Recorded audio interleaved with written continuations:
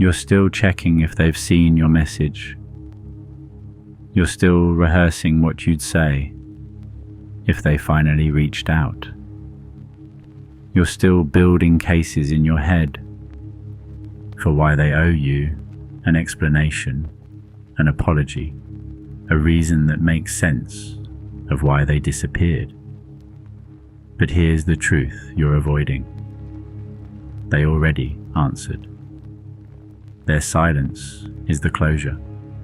Their absence is the explanation. And you're not waiting for clarity. You're waiting for permission to stop hurting. You tell yourself you just need to understand that if you could just hear their side, just get one real conversation, just know what went wrong, then you could move on. Then you could file this away neatly and stop waking up at 3 a.m., replaying moments that don't matter anymore. But that's not how this works, because the person you're chasing already showed you who they are, and you're spending all your energy trying to make them tell you what they've already demonstrated. This is what it looks like when you're stuck. You scroll past their name in your contacts, and your thumb hovers. You see something that reminds you of them, and your body tenses. You draft texts you'll never send, long ones, explaining how you feel, what they did, why it hurt, how they could fix it if they just tried. You write paragraphs in your notes app at midnight. Perfect articulations of your pain, the exact words that would make them understand, the precise argument that would make them care. And you save it as a draft, thinking maybe one day you'll be brave enough to send it. But you won't, because deep down you know the truth. They don't want to hear it. And even if they did, it wouldn't change anything. You check their social media, even though it ruins your day. You look for signs they're thinking about you. You analyze their posts like a detective searching for coded messages. You notice when they're active, when they're not, who they're following, who's following them. You build timelines and narratives from public information that tells you nothing, except that they're living their life without you in it.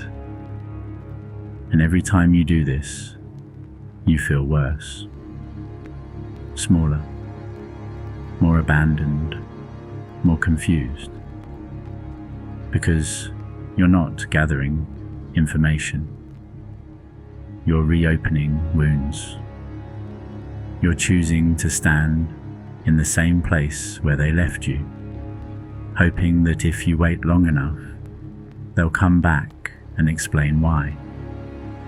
But they won't, because people who owe you explanations rarely give them, and people who disappear without words aren't suddenly going to become articulate about their absence. Here's the cost of this pattern. Every day you spend trying to extract closure from someone who isn't offering it is a day you're teaching your nervous system that you're powerless, that your peace depends on other people's willingness to communicate, that you can't move forward until they give you permission. You're making them the author of your healing. And they're not even holding the pen anymore. They left. They moved on. They're living in a story where you're no longer a main character. Meanwhile, you're still in chapter 3, rereading the same paragraph, trying to understand why the plot changed. This is what keeps you stuck, not their silence, your interpretation of it. You've decided that silence means something is unresolved, that without their explanation, you can't have peace. That closure is something they give you, not something you give yourself. But that's the lie. Closure isn't a conversation, it's a decision. And the longer you wait for them to provide it, the longer you stay trapped in the narrative that you're incomplete without their words. Let's talk about why this happens. Why you specifically can't let go without the explanation. Why silence feels more unbearable than the actual loss. It starts in childhood.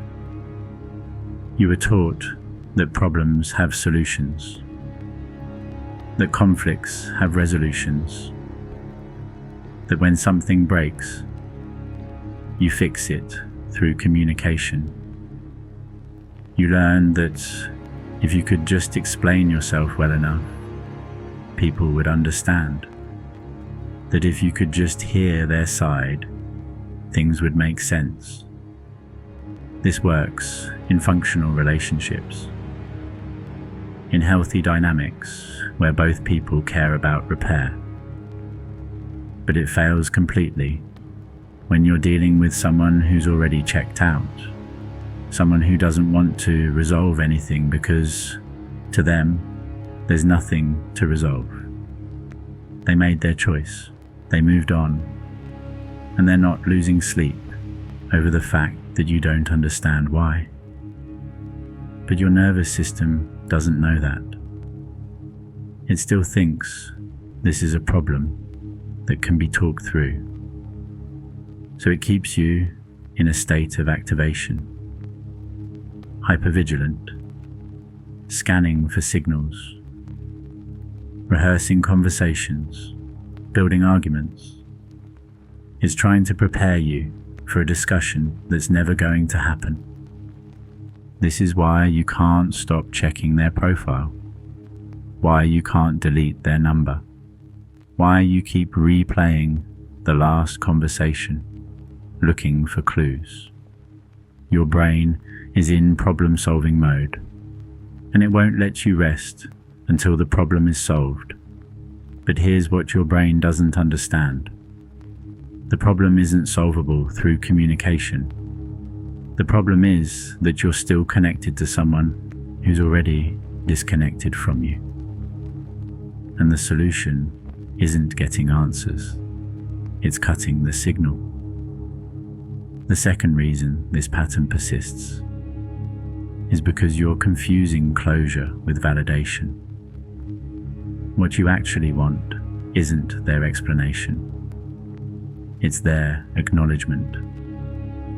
You want them to admit that what happened mattered, that you mattered, that the way they left was wrong, or at least hard, or at the very least intentional.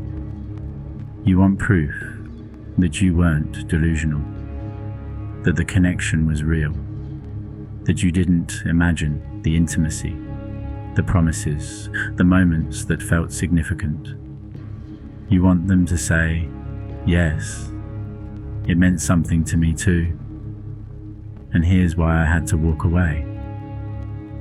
But even if they said that, it wouldn't heal you, because the wound isn't about whether it was real. The wound is about the fact that real wasn't enough to make them stay. And no explanation will ever make that feel better. The third reason, and this is the one that's hardest to admit, is that chasing closure keeps you from facing the real pain. As long as you're waiting for their answer, you don't have to accept yours. As long as there's a possibility they might come back and explain, you don't have to grieve the finality of them being gone.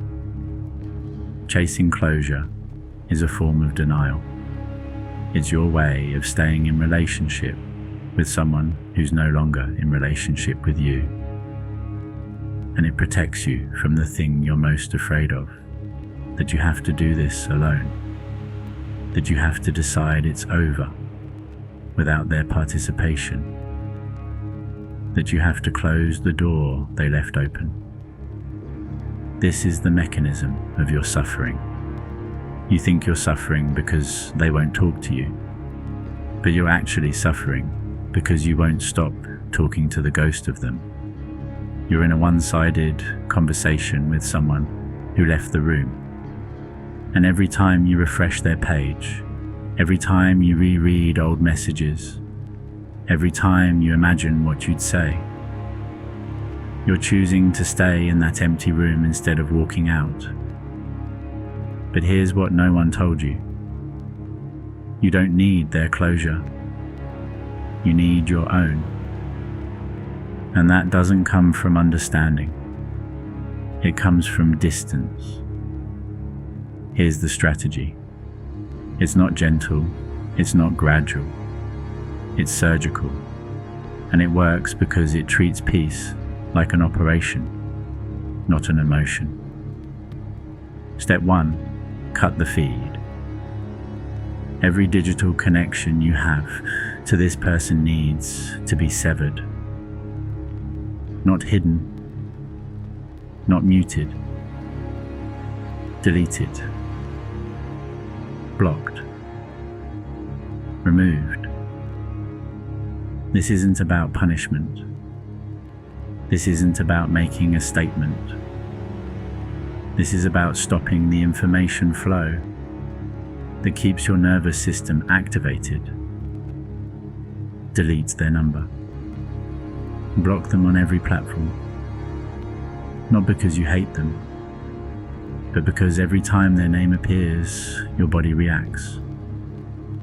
Your heart rate changes. Your thoughts derail. You lose 20 minutes to spiraling. That's not healing. That's self-harm, disguised as staying open. Do this today. Not when you feel ready. Not when you've processed more. Now. Because readiness is a trap. You'll never feel ready to let go of the possibility that they might reach out. You have to choose distance before you want it. You have to make yourself inaccessible to them before you're comfortable being inaccessible. Step 2, no parting words. This is critical. You will want to send one final message, one last explanation of how you feel, one closing statement that perfectly captures your pain and your dignity. You'll convince yourself it's for you, not them, that you just need to say it out loud once, and then you'll be free. Don't. Every parting message is a door left open. It's an invitation for them to respond, to not respond, to misunderstand, to dismiss. And whatever they do with it will hurt you more than the silence did, because now you'll have confirmation that they don't care. Or worse, you'll have a response that's so shallow and careless that it proves they never understood you at all. The most powerful thing you can do is disappear without explanation. Let them wonder. Let them notice your absence the way you notice theirs. Not because you're playing games, but because your peace isn't a conversation topic.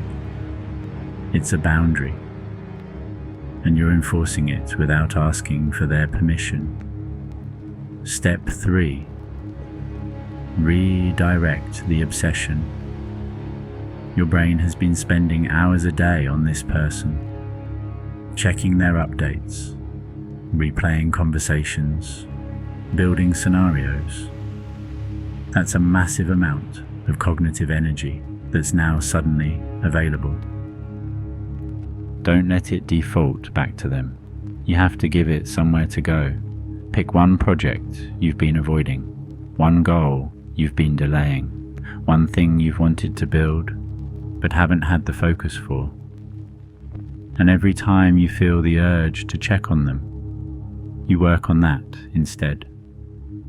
Not as a distraction, as a redirection. You're training your brain to associate that particular kind of restless energy with creation instead of investigation. You're turning the obsession into output. And over time, the urge to check on them will fade, because your brain will learn that it's more rewarding to build something than to watch someone who isn't watching back. This won't feel natural at first. You'll resist. You'll tell yourself it doesn't matter. You'll want to give yourself permission to check just one more time. But that's the addiction talking. And you don't negotiate with addictions. You cut them off and tolerate the withdrawal. Here's what changes when you do this. When you finally stop chasing the explanation and start enforcing the distance. First, the noise stops. Not immediately, not even quickly. But gradually, the mental chatter that's been running on repeat starts to quiet. You stop drafting messages you'll never send. You stop imagining confrontations that will never happen. You stop building arguments for an audience that isn't listening. And in that silence, you start hearing yourself again. Not the version of you that's been explaining and defending and justifying. The version that knows what happened. That doesn't need their words to confirm your reality. That understands on a level deeper than language that some people leave. And that's the whole story. Second, your energy returns. You didn't realize how much power you were spending on this until you stopped. How many hours you lost to scrolling. How much emotional bandwidth you allocated to someone who wasn't even present.